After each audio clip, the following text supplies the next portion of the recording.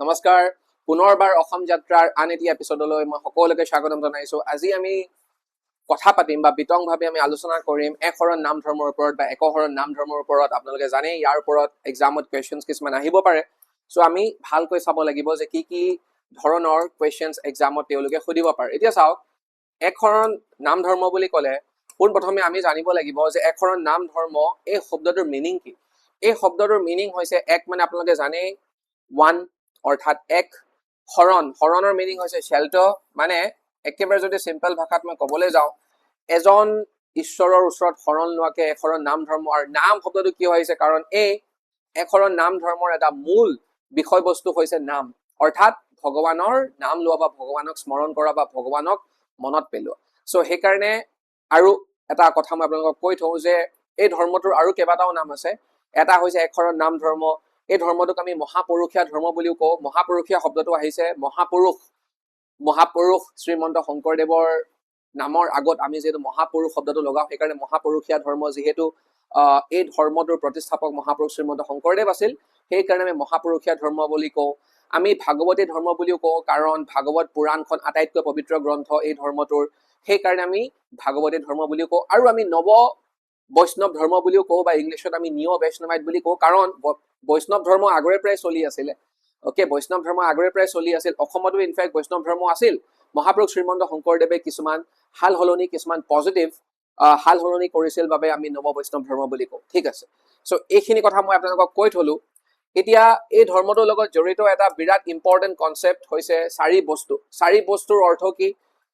চাৰি বস্তুৰ মিনিংটো হৈছে গুৰু, ভকত, নাম, গুৰু, ভকত, নাম আৰু দেৱ বা দেৱ। অকে, গুৰু মানে মই যদি আপোনালোকক বুজাবলৈ যাওঁ, দেৱ মানে হৈছে ভগৱান শ্ৰীকৃষ্ণ। অকে, দেৱ মানে ভগৱান। নাম মই আপোনালোকক কৈছোৱে, এই ভগৱানজনক আপুনি যিকোনো সময়তে স্মৰণ কৰিব লাগিব, যিকোনো সময়তে স্মৰণ কৰিব লাগিব। চ' নাম টু ৰিমেম্বৰ, অকে, স্মৰণ কৰা। ভকত, এতিয়া আমি জানো যে আমি ভক্তি আন্দোলন বুলি যাক কওঁ, সেই ভক্তি আন্দোলনটো সমগ্ৰ ভাৰতবৰ্ষতে চলিছিল, নহয় জানো? চ' সেই ভক্তি আন্দোলনটোক বা সেই ভক্তি আন্দোলনটোৰ অসমত যোনজন আগধৰোতা আছিল, সেই আগধৰোতাজনে হৈছে মহাপুৰুষ শ্ৰীমন্ত শংকৰদেৱ। চ' ভক্তি আন্দোলনকাৰীসকলৰ মাজত আপুনি বা আপোনালোকে যথেষ্টখিনি কি পাব, সাদৃশ্যতা পাব বা চিমিলাৰিটিজ দেখা পাব। চ' ঠিক তেনেকে যেনেকে ভক্তি আন্দোলনকাৰীসকলে বা ভক্তি আন্দোলনত আমি গুৰু আৰু শিষ্য পৰম্পৰাটোৰ মৰ্যাদা বহুত বুলি জানো। অকে, তেওঁলোকে যিকোনো এজন ভক্তি সন্তই গুৰু আৰু শিষ্য পৰম্পৰাটোক নুই কৰিব নোৱাৰে। তেওঁলোকে সকলোৱে কয় যে গুৰু আৰু শিষ্য মানে প্ৰতিজন মানুহকে এজন গুৰু লাগে, আৰু এজন শিষ্য সদায় ইনকমপ্লিট বা আধৰুৱা হৈ থাকে এজন গুৰুৰ অবিহনে, আৰু গুৰু এজনো আধৰুৱা হৈ থাকে এজন শিষ্যৰ অবিহনে। বা তেওঁলোকে এইটো বিশ্বাস কৰে যে ভগৱানক চিনি পাবলৈ হলে গুৰুৰ প্ৰয়োজন হয়। ঠিক তেনেকে একশৰণ নাম ধৰ্মটো ঠিক তেনেকে গুৰু, অকে, গুৰুৰ বিশেষ মৰ্যাদা আছে। আৰু ভকত মানে হৈছে শিষ্য। চ' গুৰু আৰু ভকত, গুৰু, ভকত, দেৱ আৰু নাম, এই চাৰিটা বস্তুক আমি একশৰণ নাম ধৰ্মৰ চাৰি বস্তু বুলি কওঁ। যেনেকে বুদ্ধিজিমত যেনেকে ত্ৰিৰত্ন বুদ্ধিজিম আছে, জৈনিজিমত তেনেকে ত্ৰিৰত্ন বুদ্ধিজিম বুলি ক'লে ধম্ম, সংঘ আৰু বুদ্ধ, নহয় জানো? চ' ঠিক তেনেকে জৈনিজিমতো ত্ৰিৰত্ন অফ জৈনিজিম আছে। ৰাইট কি বুলি কয়, right faith, right action and right knowledge. So' ঠিক তেনেকে একশৰণ নাম ধৰ্মত চাৰি বস্তু বুলি ক'লে গুৰু, ভকত, নাম, দেৱ আহি পৰে। আপোনালোকে মনত থব। এতিয়া আমি জানো যে মহাপুৰুষ শ্ৰীমন্ত শংকৰদেৱৰ দেখাৱখানৰ পিছত যেতিয়া তেখেতে ইহলীলা ত্যাগ কৰিলে, তেখেতে ইহলীলা ত্যাগ কৰাৰ পিছত একশৰণ নাম ধৰ্মটো চাৰিটা সংহতিত বিভক্ত হৈ গ'ল। চাৰিটা সংহতি, আমি অসমীয়াত সংহতি বুলি কওঁ, ইংলিছত আমি সম্হতি বুলি কওঁ। আৰু এই চাৰিটা সংহতিৰ নাম হলগে ব্ৰাহ্ম সংহতি, পুৰুষ সংহতি বা পুৰুষা সংহতি, কাল সংহতি আৰু নিকা সংহতি। অকে, মানে প্ৰত্যেকটো সংহতিয়ে মানে বস্তুবিলাক ভাগ ভাগ কৰি দিয়া হ'ল কাৰণ এতিয়া মহাপুৰুষ শ্ৰীমন্ত শংকৰদেৱ এই পৃথিৱীখনত নাই তেখেতে ইহলীলা ত্যাগ কৰিলে এখন নাম ধৰ্মটো প্ৰচাৰ কৰিব লাগিব যাতে বেলেগ বেলেগ গোটৰ মাজত বেলেগ বেলেগ জনগোষ্ঠীয়মূলক লোকৰ মাজত বেলেগ বেলেগ কি বুলি কয় মানুহবিলাকৰ মাজত অসমৰ বিভিন্ন অঞ্চলত থকা বেলেগ বেলেগ মানুহৰ মাজত যাতে এই ধৰ্মটোক আমি প্ৰচাৰ কৰি দিব পাৰো সেইকাৰণে এই চাৰিটা সংহতিৰ জন্ম হ'ল বুলি কয় যেনেকে ব্ৰাহ্ম সংহতিটোক জন্ম দিছিলে ব্ৰাহ্ম সংহতিটোক জন্ম দিয়া মানুহজন আছিলে ওকে শ্ৰী শ্ৰী দামোদৰ দেৱ শ্ৰী শ্ৰী দামোদৰ দেৱে ব্ৰাহ্ম সংহতি ষ্টাৰ্ট কৰিছিলে সো এতিয়া সংহতি মানে কি আমি ধৰা এনেকে বুজি পাব লাগিব এই সংহতি বিলাকৰ আণ্ডাৰত থাকে এনে মই উদাহৰণ স্বৰূপে মই তোমালোকক মানে বুজাবলে ইয়াত লিখিছো যে ব্ৰাহ্ম সংহতিৰ আণ্ডাৰত আছে সত্ৰ ওকে প্ৰত্যেকটো সংহতিৰ আণ্ডাৰত কেইবাখনো সত্ৰ থাকে ইয়াত মই তিনিখন সত্ৰ বুলি লিখিছো আৰু এনে তোমালোকক বুজাবলে যেনেকৈ আমি জানো যে ব্ৰাহ্ম সংহতিৰ আণ্ডাৰত থকা আটাইতকৈ বা এখন প্ৰসিদ্ধ সত্ৰৰ নাম হৈছে আউনীআটী সত্ৰ ওকে মাজুলীত যে আছে আউনীআটী সত্ৰ কোৱা কমলাবাৰী সত্ৰ কোৱা এইবিলাক সত্ৰ ব্ৰাহ্ম সংহতিৰ আণ্ডাৰত থাকে আৰু প্ৰত্যেকখন সত্ৰৰ আণ্ডাৰত কেইবাটাও নামঘৰ থাকে কি থাকে নামঘৰ ওকে এইটো এটা নামঘৰ মই ইয়াত জাস্ট চাৰিটা নামঘৰ থকা বুলি কৈছো কিন্তু এখন সত্ৰৰ আণ্ডাৰত there could be hundreds of নামঘৰ্ছ ইমান এটা সুন্দৰ ব্যৱস্থা এই ব্যৱস্থাটো কিয় আছে কাৰণ এই ব্যৱস্থাটোৰ জৰিয়তে গোটেই এখন নাম ধৰ্মটো নিয়ন্ত্ৰণ কৰা হয় যাতে সবে গম পাই থাকে যে ক'ত কি হৈ আছে ওকে সো প্ৰতিটো সংহতিৰ ক্ষেত্ৰতে এনি মানে এনেকুৱা এটা ব্যৱস্থা আপোনালোকে দেখিব সো ব্ৰাহ্ম সংহতিত কি হয় ওকে এই সংহতিস বিলাক how are they different from each other Brahma সংহতিত কিছুমান বামুণীয়া নিয়ম তেওঁলোকে পালন কৰে বুলি কয় কাৰণ ব্ৰাহ্ম সংহতি মেইনলি ব্ৰাহ্ম সংহতিৰ আণ্ডাৰত এখন নাম ধৰ্মটো প্ৰচাৰ কৰা হৈছিল মানে উচ্চ বৰ্ণ মানুহসকলৰ মাজত প্ৰচাৰ কৰা হৈছিল আৰু সেই কাৰণে আজিলৈকে এই সংহতিটোত অলপহে উচ্চ বৰ্ণ মানুহবিলাকৰ নিয়ম নীতি তেওঁলোকে পালন কৰে কাৰণে সব ব্ৰাহ্মণৰ পৰা আহিছে ব্ৰাহ্ম শব্দটো ব্ৰাহ্ম সংহতি পুৰুষা সংহতি আমি এইটো কাৰণে পুৰুষ সংহতি বুলি কওঁ কাৰণ এই শব্দটো আহিছে মহাপুৰুষৰ পৰা মহাপুৰুষ শব্দটো আমি ইউজ কৰো মহাপুৰুষ শ্ৰীমন্ত শংকৰদেৱৰ ক্ষেত্ৰত আৰু শংকৰদেৱৰ পৰিয়ালৰ অৰ্থাৎ মহাপুৰুষ শ্ৰীমন্ত শংকৰদেৱৰ পৰিয়ালৰ সদস্যই এই সংহতিটো আৰম্ভ কৰিছিল বাবে এই সংহতিটোৰ নাম হৈছে পুৰুষা সংহতি কাল সংহতি আমাৰ বাবে বহুত বেছি ইম্পৰ্টেন্ট কাল সংহতিৰ প্ৰতিষ্ঠাপক আছিলে মথুৰা দাস গোপাল আতা ওকে মথুৰা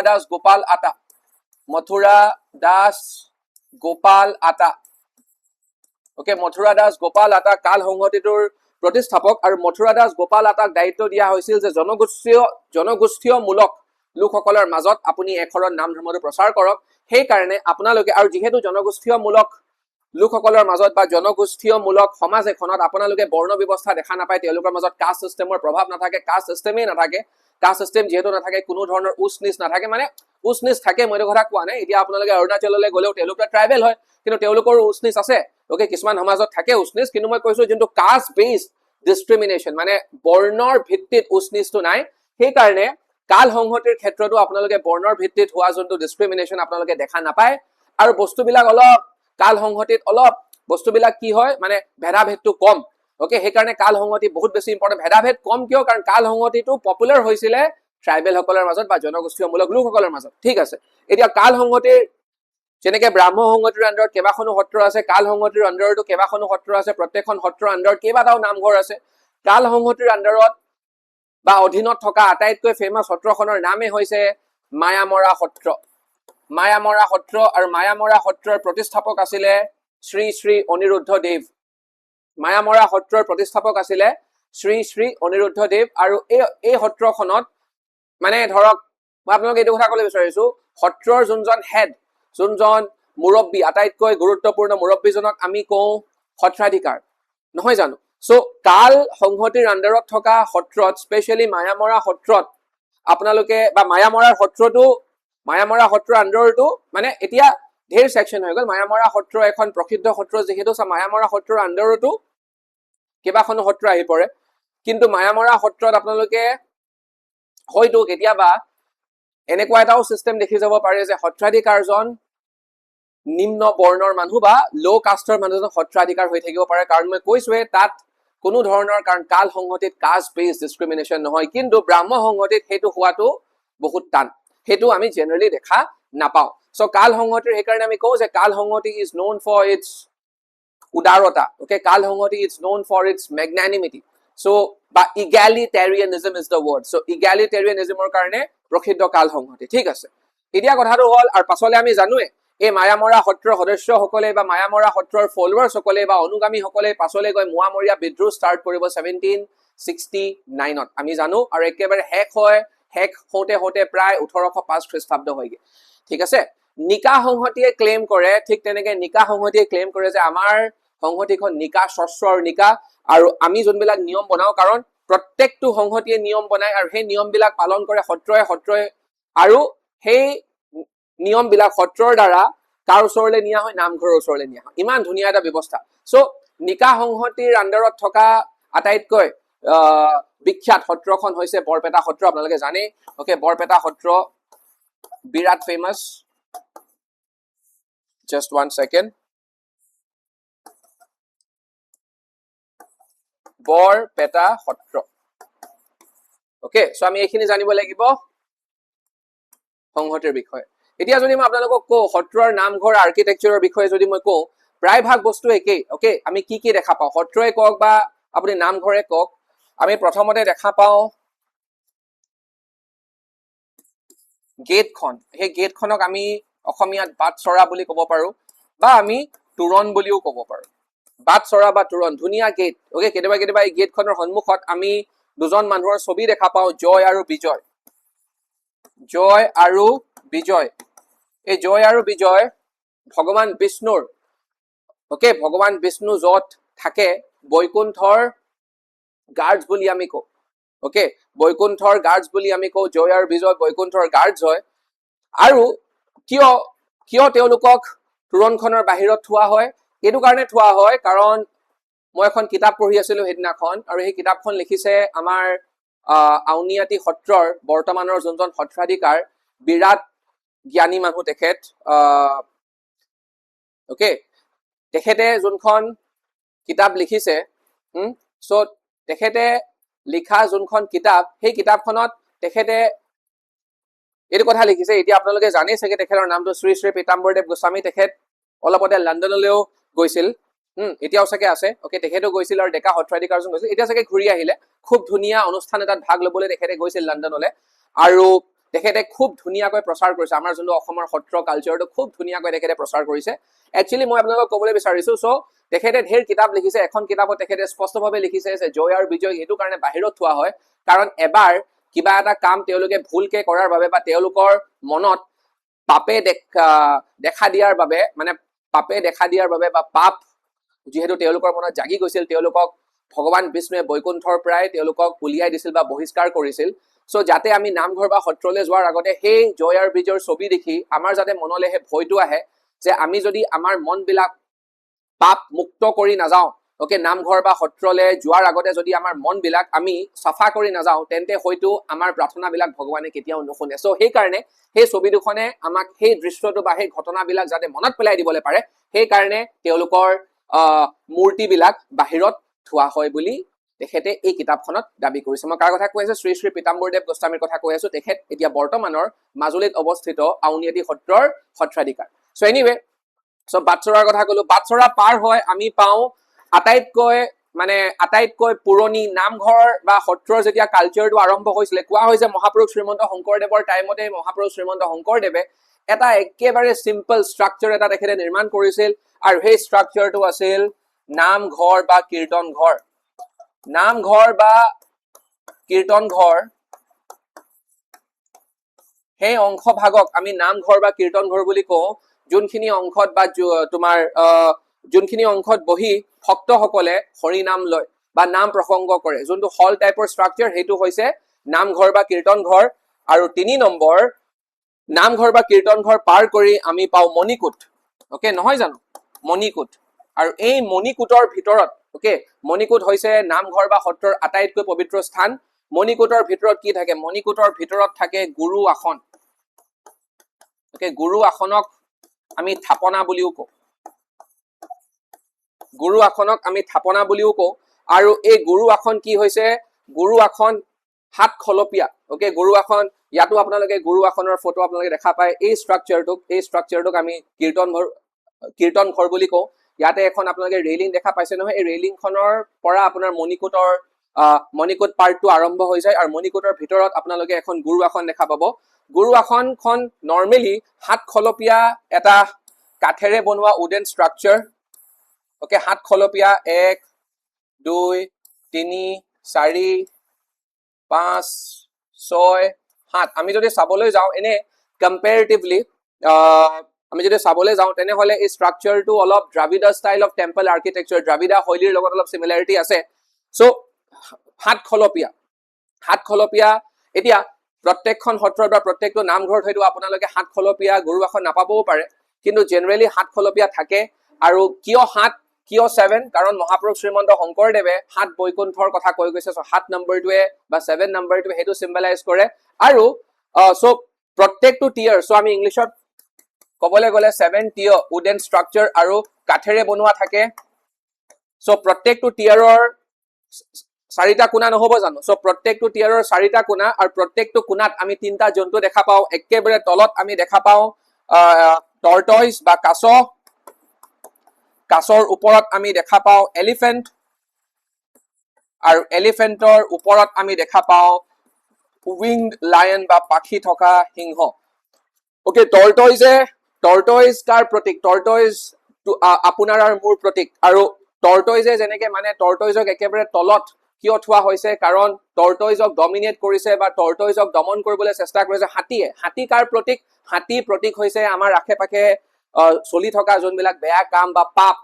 ওকে সিনছৰ প্ৰতীক হয় হাতী সো হে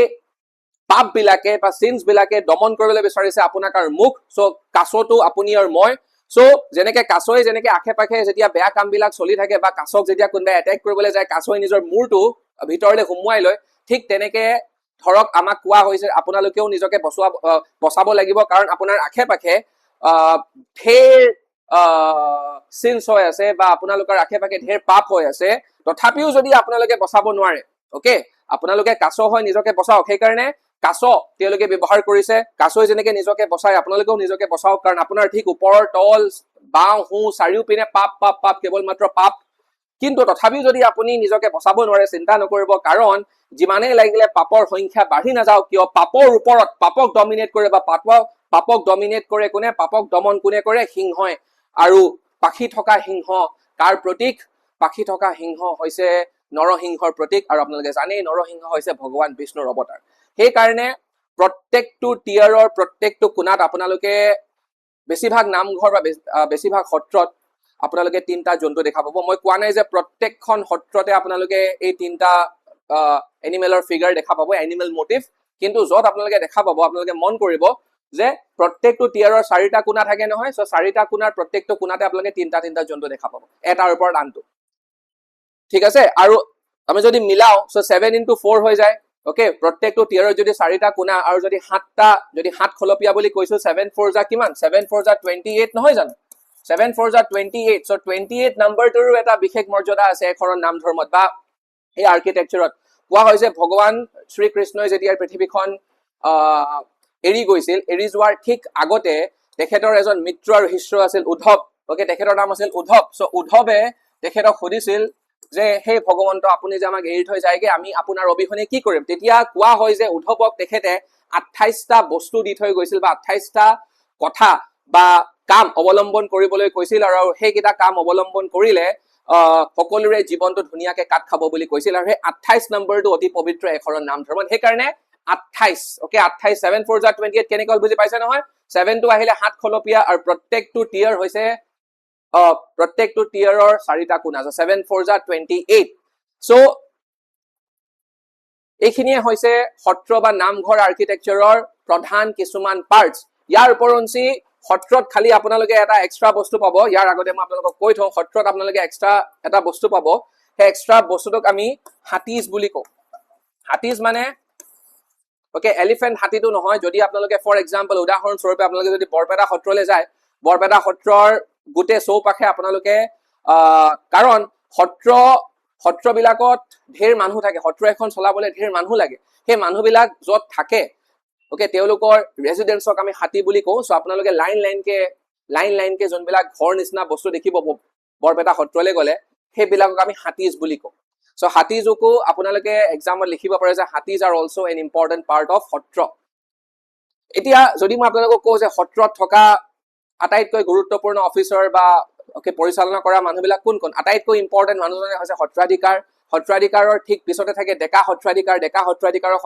সত্ৰাধিকাৰে ট্ৰেইনিং দিয়ে প্ৰশিক্ষণ দিয়ে যাতে পাছলৈ গৈ যেতিয়া সত্ৰাধিকাৰজনৰ যেতিয়া মৃত্যু হ'ব সো ডেকা সত্ৰাধিকাৰ হ'ব তাৰ পৰঞ্চি আৰু কিছুমান মানুহ থাকে মানে সত্ৰ এখনৰ ঢেৰ কাম থাকে সো প্ৰত্যেকটো ডিপাৰ্টমেন্টত বেলেগ বেলেগ মানুহ থাকে যেনেকৈ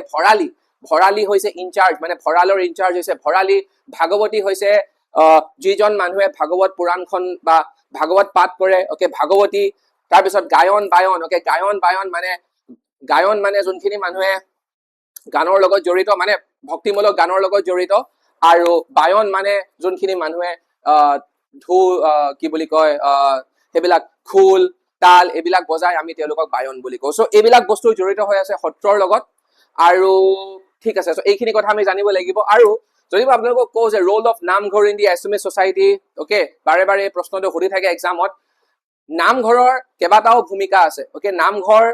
জেনাৰেলি আমি দেখা পাওঁ যে গাঁও লেভেলত ওকে ভিলেজ লেভেলত নামঘৰ থাকে তাৰ ওপৰৰ লেভেলত সত্ৰ থাকে আৰু আটাইতকৈ ওপৰৰ লেভেলত থাকে সংহতি সো নামঘৰবিলাক যিহেতু ভিলেজ লেভেলত থাকে বা গাঁও পৰ্যায়ত থাকে সো গাঁওবিলাকৰ বা গাঁৱত থকা মানুহবিলাকৰ ঢেৰ সমস্যা থাকে কিন্তু বেছিভাগ সমস্যা গাঁৱতে সেটেল হৈ যায় কোনে সেটেল কৰে নামঘৰে সেটেল কৰে সো নামঘৰৰ কেইবাটাও ভূমিকা আছে এক নম্বৰ ভূমিকা আপোনালোকে জানে ওকে ৰিলিজিয়াছটো থাকিবই ধাৰ্মিক ভূমিকা এটা আছে ওকে গোটেই মানুহখিনিক আধ্যাত্মিক কৰি তোলাত নামঘৰৰ এটা বিশেষ ভূমিকা আছে কিন্তু কেৱল মাত্ৰ ধাৰ্মিক ৰোলে প্লে নকৰে নামঘৰে এটা জুডিচিয়েল ৰোলো প্লে কৰে জুডিচিয়েল মানে কি বহুত মানে ধৰক যদি কোনোবাই যদি কাৰোবাৰ লগত অন্যায় কৰিলে সৰু সুৰা অন্যায় হলে সেই অন্যায়বিলাকৰ বা সেই ঘটনাবিলাকৰ বিচাৰ নামঘৰতে হৈ যায় যিহেতু নামঘৰত হৈ যায় জুডিচিয়াৰীৰ ওপৰত আমি যাক এতিয়া কোৰ্ট কছাৰী বুলি কওঁ কোৰ্ট কছাৰীৰ ওপৰত কম বুজা পৰে অলৰেডি ইমান বেছি বুজা আছে আপোনালোকে বুজি পাইছে বহুত কেसेছ কোৰ্ট কছাৰীলৈ নাহে কাৰণ গাঁও লেভেলত নামঘৰে সলভ কৰি দিয়ে আৰু নামঘৰে যোনটো নিৰ্ণয় লয় সবে একচেপ্ট কৰে ওকে কিমান ধুনীয়া এটা সিস্টেম সো ৰিলিজিয়াছ জুডিচিয়েল আৰু এটা আমি পাহৰি যাব নালাগে যে কালচাৰেল ওকে নানান সৰু ল'ৰা ছোৱালীবিলাকৰ যি প্ৰতিভা আছে ওকে যে যেনেকুৱা প্ৰতিভা আছে ভক্তিমূলক যেনেকুৱা প্ৰতিভা আছে কোনোবাই যদি বৰগীত গাই ভাল পায় কোনোবাই যদি ভাওনা কৰি ভাল পায় সেইবিলাক বেলেগ প্ৰতিভা তেওঁলোকে পাৰফৰ্ম বা তেওঁলোকে দেখুৱাব পাৰে নামঘৰ আৰু সত্ৰটো ওকে কিছু সংখ্যক পৰিমাণে সত্ৰটো হৈ উঠে এই বস্তুটো সো মই আপোনালোকক ক'বলৈ বিচাৰিছো যে নামঘৰৰ কেইবাটাও ৰোল আছে নামঘৰৰ কেইবাটাও ভূমিকা আছে আৰু সেই কাৰণে নামঘৰৰ ওপৰত এপিএছচিয়ে বাৰে প্ৰশ্নবিলাক সোধে সো এইখিনিয়ে আছিল আজিৰ কাৰণে আপোনালোকক পুনৰবাৰ লগ পাম জয় অসম নমস্কাৰ